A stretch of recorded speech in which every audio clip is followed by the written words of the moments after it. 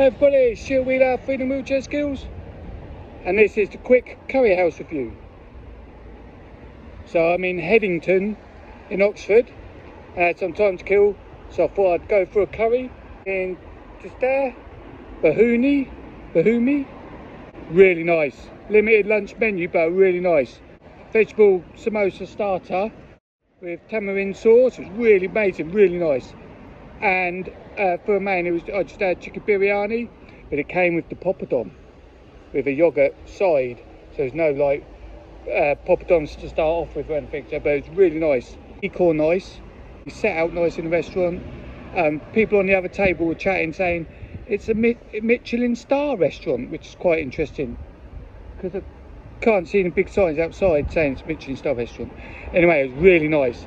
So yeah, that's Bhoomi in Headington in Oxford, just there. And yeah, really nice build. If I'm back in this area, I'll definitely go there again. Service was great, decor perfect, the layout of the plate was everything, yeah, it's just perfect. So yeah, really good. So this is Stuart Wheeler, Freedom Wheelchair Skills, and this is the quick curry house review.